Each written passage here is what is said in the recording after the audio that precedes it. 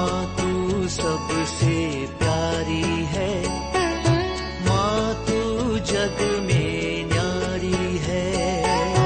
माँ तू सबसे प्यारी है, माँ तू जग में न्यारी है।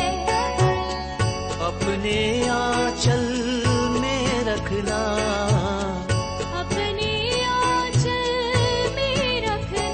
हमें वरदानों से भरना। माँ तू सबसे प्यारी है, माँ तू जग में न्यारी है। माँ तू सबसे प्यारी है, माँ तू जग में न्यारी है। Mr. Rajan Samuel, a great missionary in Hindi heartland, first class with distinction.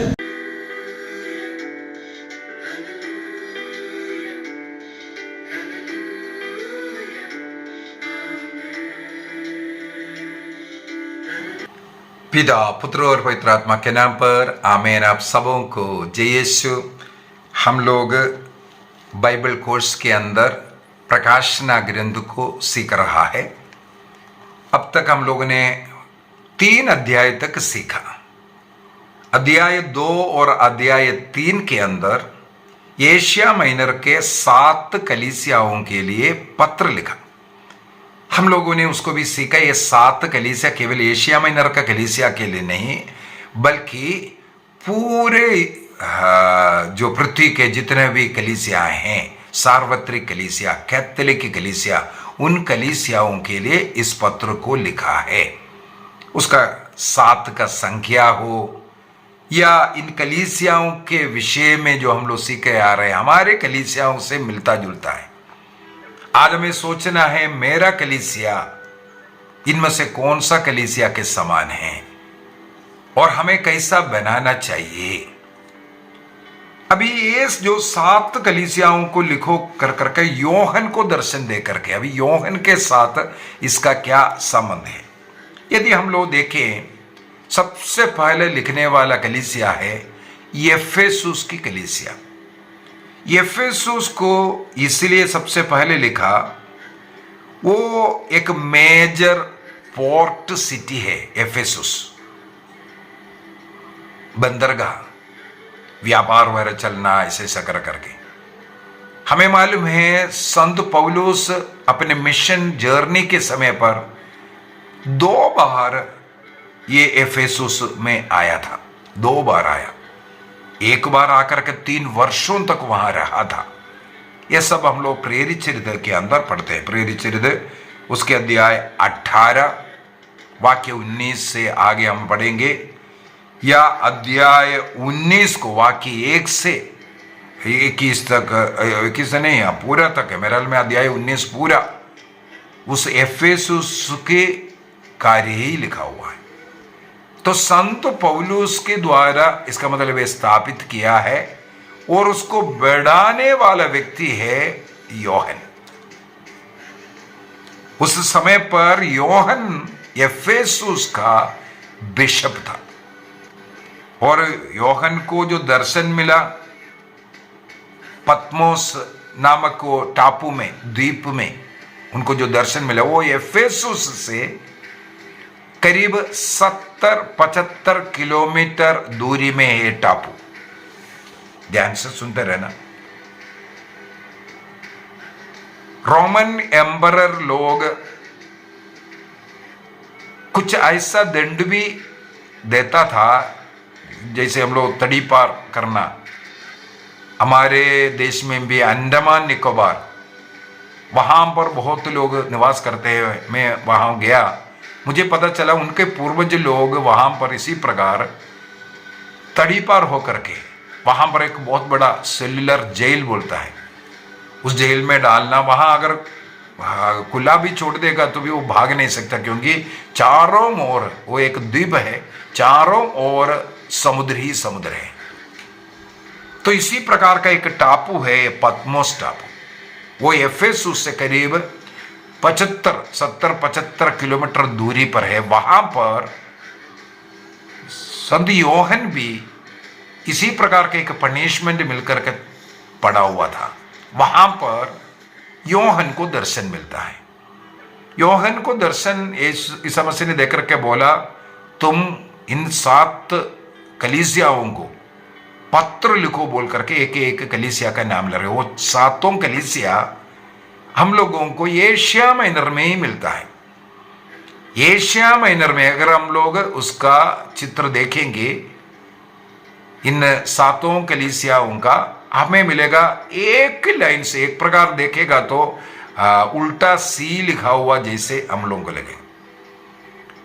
यहां एफेसुस से शुरू होकर के अगला स्मरना जा रहा है, परगवान जा रहा है, तैतीरा जा रहा है, सारदिस जा रहा है, फिलाडेल्फिया जा रहा है, इसके बाद लौदीकिया आया, लौदीकिया से फिर वापस एफेसुस आना। इसी प्रकार एक राउंड लगा करके, अर्थात एक व्यक्ति, एक डाकिया अगर पत्र लेकर के किसी एक घर से दूसरा घर, उनके पास जहां चिट्ठी देना है उस चिट्ठी का एड्रेस दे करके जैसे वो जाता है, उसी प्रकार एक यात्रा करने लायक रीति में ही ये 7 कलीसिया हमें मिलेगा।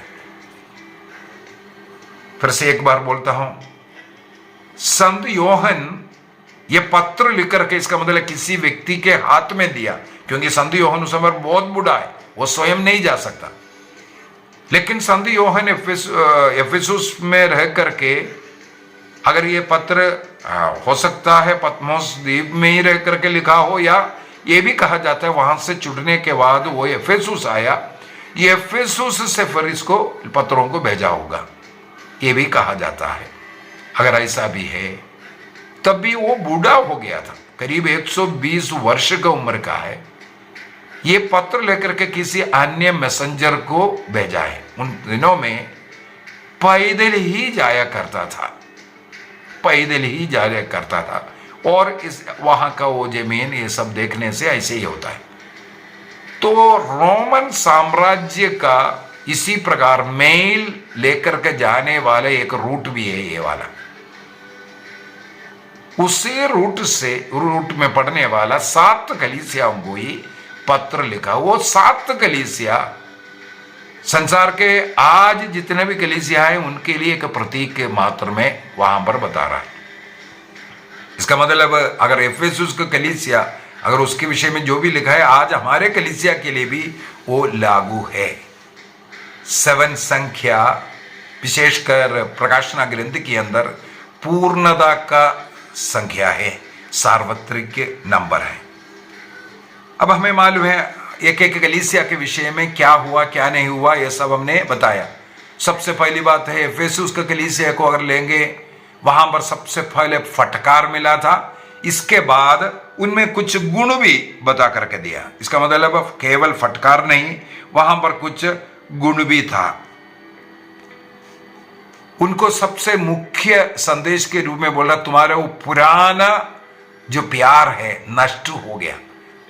तुम कितने ऊंचे स्थिति में था, वहां से तुम नीचे गिरा हुआ अवस्था में, और पश्चाताप करने के लिए सब बोल रहा है।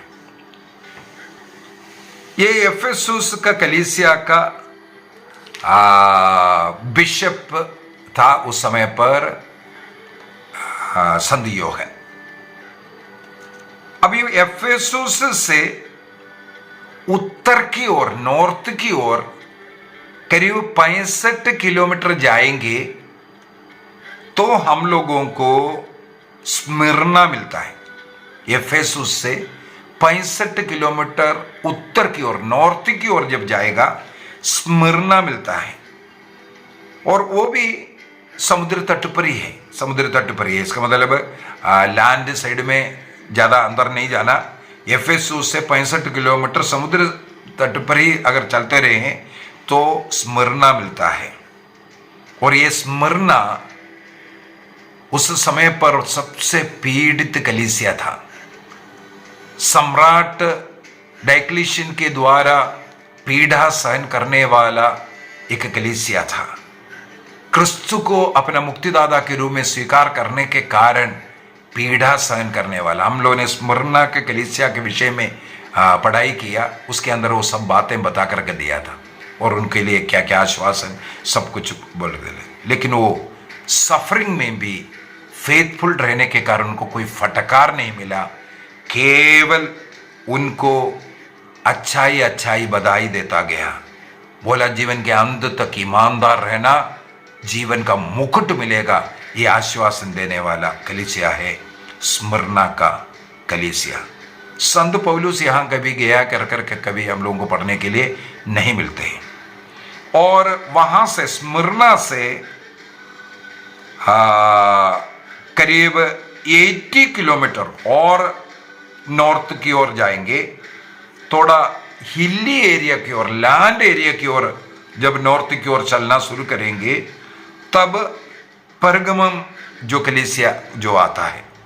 इसका मतलब अभी जो समुद्र तट को छोड़ दिया है, चलना शुरू किया कहाँ, हिली प्रदेश में, पहाड़ी प्रदेश की ओर। जब नॉर्थ की ओर जाता है तब ये परगमम जो जगह आता है। यहाँ पर भी हम लोगों को मालूम है पहले फटकार दिया, इसके बाद उनके अच्छा गुणों को भी मोला। फटकार इसलिए है वो संसार के बातों पर चलने वाला है, संसार की ओर उनका झुकाव ज्यादा है, अन्य लोगों के समान चलना चाह रहा है, अन्य देवी देवताओं को भी वो नमस्कार करने वाला है, इसलिए वहां पर फटकार मिला। इसलिए वो सब छोड़ करके सत्य ईश्वर में विश्वास करते हुए रहने के लिए उनको बुलाते हैं। और परगमम से यदि 65 किलोमीटर और साउथ ईस्ट की ओर चलेंगे, साउथ ईस्ट की ओर चलना है, वहां पर तहतीरा ये जो जगह है वो मिलेगा। तहतीरा में भी हम लोगों को फटकार भी दिख रहा है या कुछ अच्छे गुण भी दिख रहा है। और वहां पर झूठे जो प्रचारक लोग, उनके विषय में, फॉल्स प्रॉफिट्स के विषय में हम लोगों ने जो सुना था तहतीरिया में, इसलिए भी वहां पर काफी फटकार दिया था। कुछ लोग उनके पीछे जा रहा है, गलत तो पाषंडी लोग आकर के सीख रहा है, तो सत्य टीचिंग को, कलीसिया को छोड़ करके जाने वालों को वहां पर फटकार भी दे रहा है। और हिली प्रदेश से वो वैली होते हुए साउथ ईस्ट की ओर जब जाएगा ये तहतीरा आता है। संत पौलुस ये तहतीरा के विषय में लिखा हुआ है प्रेरित अध्याय 16 और वाक्य 14 के अंदर। वहां पर हम लोगों को लिदिया इस प्रदेश का, तहतीरा का था, ये पढ़ने के लिए मिलते हैं। लिदिया जो पौलुस के मिशन कार्य में मदद करने वाली है, लिदिया ये तहतीरिया का है। अगर वहां से 50 किलोमीटर और साउथ की ओर जाएं, दक्षिण की ओर जाएं, तो हम लोगों को सारदिस प्रदेश मिलता है। सारदिस का प्रदेश का नाम प्रेरित में कहीं भी या संत पौलुस के पत्र में कहीं भी पढ़ने के लिए नहीं मिलता। इसका मतलब संत पौलुस को उस क्षेत्र के साथ कोई संबंध नहीं है। ये सब बाद में अन्य संतों के द्वारा स्थापित कलीसिया हैं। और वो पहाड़ी चढ़ करके ही पहुंचना पड़ता है सारदिस के लिए। और सारदिस के विषय में, सबसे खराब देश के विषय में और केवल फटकार देने वाला देश के विषय में हम लोग पढ़ाई किया। आज ही हम लोग ने पढ़ाई किया था कि तुम मरे हुए हो, लेकिन बाहर से लोग देख रहा है तुम जीवित है। कल के क्लास में ये बोल करके दिया था, कल के क्लास में तुम बाहरी रूप से जिंदा दिख रहा है लेकिन आंतरिक रूप से तुम मरा हुआ है, अर्थात आत्मा की मृत्यु वाला कलीसिया सारदिस वो पहाड़ी प्रदेश में है, पाप की जिंदगी जी रहा है। वहां से करीब 45 किलोमीटर साउथ ईस्ट की ओर फिर से जाएंगे और पहाड़ी चढ़ करके जाएंगे, तब वहां पर फिलाडेल्फिया मिलता है।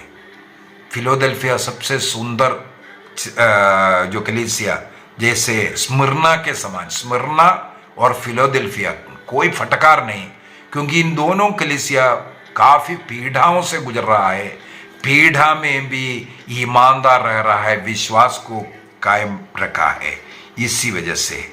और इस फिलाडेल्फिया का कलीसिया को ये मिशनरी कलीसिया बोलता है, क्योंकि द्वार खुला है, कोई इस द्वार को बंद नहीं करेगा, ऐसे ऐसे जो बोला है मिशन कार्य के लिए। वहां से करीब 72 किलोमीटर थोड़ा सा दूरी में है, 72 किलोमीटर दूरी में लौदीकिया कलीसिया आता है। लौदीकिया को भी हमें मालूम है, कल ही हम लोगों ने क्लास लिया था उसका। फटकार मिला, क्योंकि कुनकुना स्वभाव वाला, ना गर्म ना ठंडा, कुनकुना स्वभाव और अहंकार, घमंड, मैं धनी हूं, मेरे को किसी का जरूरत नहीं है, मैं सक्षम हूं, ये बोलने वाला। उस कलीसिया को प्रभु बोलता है, तुम दरिद्र हो, तुम नंगे हो, जो वस्त्र का व्यापार कर रहा है। और वहां पर आंख का इलाज, स्कूल, कॉलेज और हॉस्पिटल सब होता है। वहां बोलते हैं, तुम मुझसे, तुम अंधे हो, तुम मुझसे अंजन लेकर के लगाओ, तब तुम्हें रोशनी मिलेगा। इस प्रकार फटकार मिलने वाला ये लौदीकिया कलीसिया फिलाडेल्फिया से करीब 72 किलोमीटर साउथ ईस्ट की ओर अगर चलेगा, वहां पर मिलता है। वहां से अभी 7 कलीसिया हो गया, वहां से फिर आना है सबसे पहले एफेसुस की ओर। वो रास्ता बहुत ही दुर्गढ़ रास्ता था, कर बताता है करीब 160 किलोमीटर चलना भी है। लौदीकिया से एफेसुस आने के लिए करीब 160 किलोमीटर, कुछ रिवर वाली वगैरह है, और सबसे खतरनाक रास्ता था ये भी कहा जाता है। तो एशिया माइनर का ये 7 कलीसिया को अगर हम देखें, एक प्रकार राउंड लगा करके एक व्यक्ति संदेश लेकर के जा सकता है, इसी प्रकार का।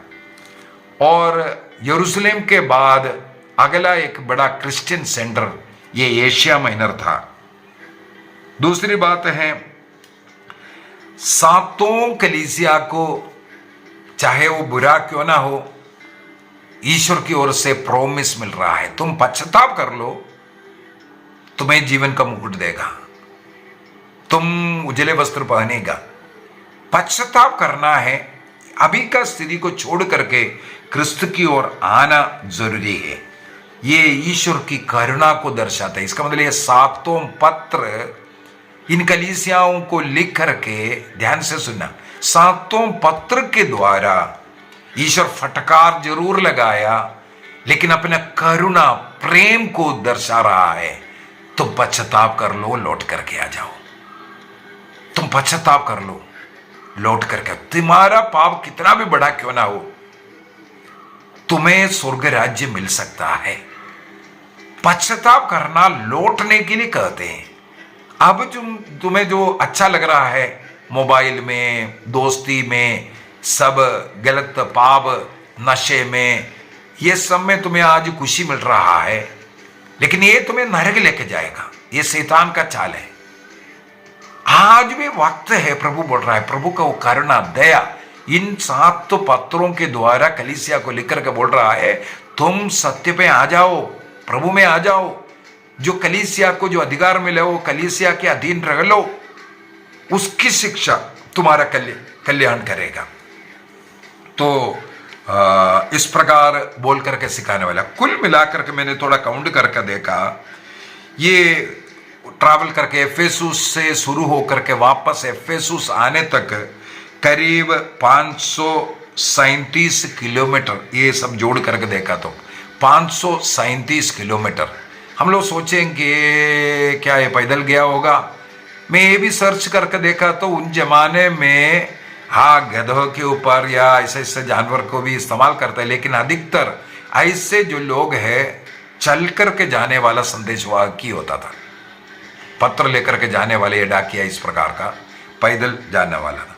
तो एक दिन चलने का मतलब हो गया करीब 25 से 30 किलोमीटर तक इसका मतलब ऐसा काउंट कर करके देखेंगे, करीब 15 से 18 दिनों तक चलेगा तो ये 537 किलोमीटर होगा। लेकिन किसी कलीसिया में गया, अभी एफेसुस से जाकर के स्मिर्ना में आया, हो सकता है वहां 1-2 दिन और रुका हो। अगर ऐसा देखेगा तो महीना 2 महीना लग गया होगा ये 7 कलीसिया घूम करके वापस वो मैसेंजर एफेसुस में संत यूहन्ना के पास आने के लिए। तो ये है कलीसिया का जो पत्रों के विषय में। ये करीब AD 95 के करीब संत यूहन्ना के द्वारा रचना किया होगा, ये बताया जाता है।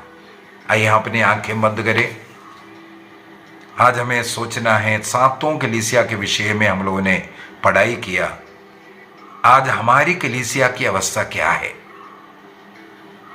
मेरी कलीसिया कैसे है, चाहे कैसे भी होने दो, लेकिन प्रभु आज हमारे सामने आह्वान करते हैं, लौट करके आ जाओ,